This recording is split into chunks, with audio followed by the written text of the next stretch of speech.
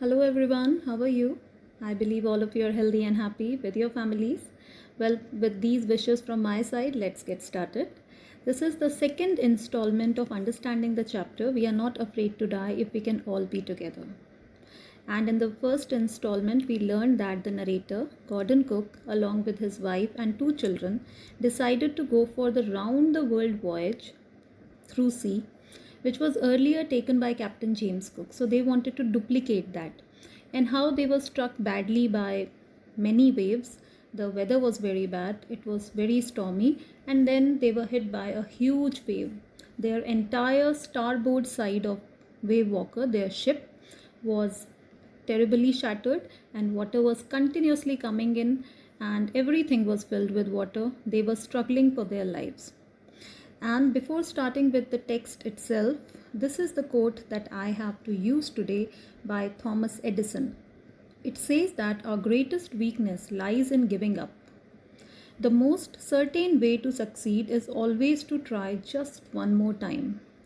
So the narrator, his wife, his entire family, and the crewmen, they were trying to get over the situation and not giving up. They had to do it once more, and once more. So without much ado, let's get started. More problems arose when our hand pumps started to block up with the debris floating around the cabins and the electric pump short circuited. The water level rose threateningly. So the pumping was going on. The crewmen were pumping water out, but there was a lot of debris and it choked the hand pumps. And because of that, the hand pumps could not work properly and there was water all over. The water level rose threateningly. Why? Because the water was continuously coming inside. Back on deck, I found that our two spare hand pumps had been wrenched overboard. Wrenched here means twisted. So they had two separate spare hand pumps, but both of them were twisted badly and could not be used. Along with the forestay sail, the jib, the dinghies, and the main anchor. So many of their instruments were completely shattered or twisted and could not be used. So, yes, their condition was worsening threateningly. Then I remembered we had another electric pump under the chart room floor. I connected it to an outpipe and was thankful to find that it worked. So thankfully, when the two spare hand pumps were twisted badly, narrator found an electric pump and it worked also. Then I remembered we had another, the last paragraph. The night dragged on with an endless, bitterly cold routine of pumping, steering, and working the radio. We were getting no replies to our Mayday calls, which was not surprising in this remote corner of the world. So throughout the night, they were struggling. They were steering to find their way out. They were pumping water out continuously and they were sending messages through the radio. Mayday message is the last resort to find help. Like as you can see, the airplane is about to crash and the last message or the last resort for the pilots would be Mayday, Mayday. This is an emergency. So this is how they ask for help. And in the next picture on right hand side, you can see that through the radio that Mayday message is conveyed. And when you get the reply, they usually say the rescue team will arrive there shortly. Just stay calm, sir. And again, the radio is visible here. So they were working on the radio to find some help from somewhere. Sue's head had swollen alarmingly. She had two enormous black eyes, and now she showed us a deep cut on her arm. When I asked why she hadn't made more of her injuries before this, she replied, I did not want to worry you when you were trying to save us all. So this shows that Sue, a 7-year-old girl, was suffering badly physically. She was injured very badly, but she decided to remain calm. She decided to be patient and be supportive by not telling the parents what was going on with her when they were trying to save them all. And this, I think, is the perfect example of bravery. Because bravery is not the absence of fear. Bravery is feeling the fear, the doubt, the insecurity, and deciding that something else is more important. For Sue, she was suffering. She was feeling the pain. She was having the insecurities too. But for her, more important was that their parents should continue doing their jobs rather than paying attention towards her. So she decided on her own that what was more important. So she set her priorities right, and maybe that is why the couple, the husband and the wife, the father and the mother, they were in a position to do something more important. Well, next part. By morning on January 3, the pumps had the water level sufficiently under control for us to take 2 hours rest in rotation. But we still had a tremendous leak somewhere below the waterline, and on checking, I found that nearly all the boat's main rib frames were smashed down to the keel. Now I'll show you a picture, and there are two pictures here.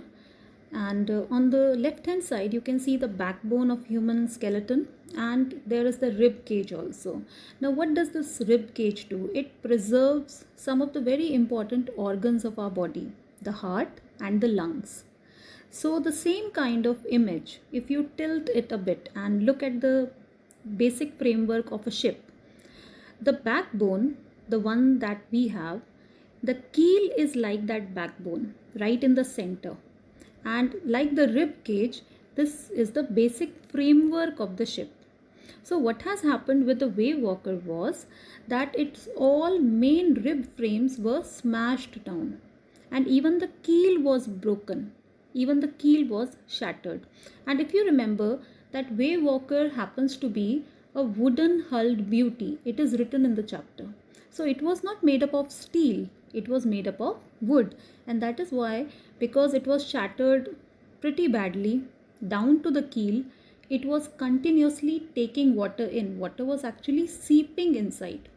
And that is what was the biggest threat for them, because it means that the Wave Walker was actually sinking slowly. Well, moving forward, in fact, there was nothing holding up a whole section of the starboard hull except a few cupboard partitions. We had survived for 15 hours since the wave hit, but Wave Walker wouldn't hold together long enough for us to reach Australia. I checked our charts and calculated that there were two small islands a few hundred kilometers to the east. One of them, Isle Amsterdam, was a French scientific base. Our only hope was to reach these pinpricks in the vast ocean. So the narrator here is talking about this island on your right, the Isle Amsterdam, or better known as Amsterdam Island. It is a French scientific base. And on your left you can see the picture that on the globe, in the world, there are continents and countries, and Madagascar is visible, Antarctic is visible, and then the sea is there. It is so enormous. And finding a very small island, like a pin, the top of a pin, that small island, was next to impossible. But the problem was that maybe this was the only island which could be considered as their only hope for survival. But unless the wind and seas abated is calm down, so we could hoist sail, our chances would be slim indeed. The great wave had put our auxiliary engine out of action. So here you can understand the situation that they had only one engine which was working at that time, and their auxiliary engine was of no use. On January 4, after 36 hours of continuous pumping, we reached the last few centimeters of water, and this is good news. Now we had only to keep pace with the water still coming in. And you can imagine that how much work was done from the side of the crewmen. They were working continuously. So kudos to them indeed. We could not set any sail on the mainmast. Pressure on the rigging would simply put the damaged section of the hull apart. Rigging is the chains and the ropes that manage the mainmast on its position. So if they set sail, then what would happen, that the mainmast would feel the pressure because of the chains and the ropes, and that could actually shatter Wave Walker much more. So they could not do that. So we hoisted the storm jib and headed for where I thought the two islands were. Mary found some corned beef and cracker biscuits, and we ate our first meal in almost 2 days. So here you can see the family was suffering badly indeed, but how much patience they had, how much understanding they had, and how much self-control they had. Whenever we go on any journeys, whenever we have to travel, we learn many things. We learn the lessons of life, how to be patient. If you don't have drinking water along with you and you are on highway, then you have to wait for a roadside stand or a shop. Then only you can purchase water and drink. So this shows that you can learn patience through it. You can learn self-control through it. And this is what journey usually teaches us. It's not about learning about the places only. It is more about learning about yourself and exploring yourself. More importantly, learning the lessons of life. But our respite was short-lived. Respite is relief. At 4 p.m., black clouds began building up behind us. Within the hour, the wind was back to 40 knots and the seas were getting higher. It means that the weather was worsening. The weather continued to deteriorate, that is worsen, W-O-R-S-E-N. That is what I'm talking about, worsening, throughout the night. And by dawn on January 5, our situation was again desperate. When I went in to comfort the children, John asked, "Daddy, are we going to die?" I tried to assure him that we could make it. "But Daddy," he went on, "we aren't afraid of dying if we can all be together. You and Mummy, you and I." This is the right place from where the chapter's title is taken, and this sums up everything. Jonathan is the youngest member on board. He is unafraid, he is supportive, he is patient enough, and he is brave enough. These children are not trained to be here. Their parents are, the crewmen are, but not these children.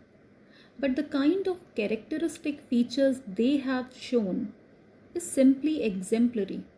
They have shown that what bravery is, what support is, what care is, and that filled the heart of the father with emotions and confidence that he must get over the situation and save his family somehow.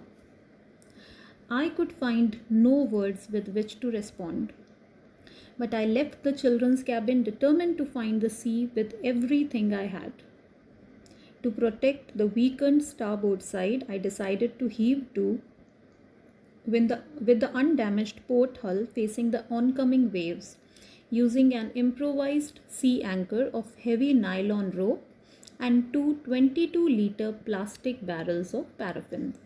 So he used these material to cover up the holes and to use them as anchor so that they can manage the situation somehow. And with this, I would like to close it for today. We will see to it that what will happen to this family, whether they will survive, whether they could not survive. It all depends on the situation and their determination. And today's session, I would like to close with this small poem, and I think it fits perfectly with the situation here. I think it's brave. This is the title.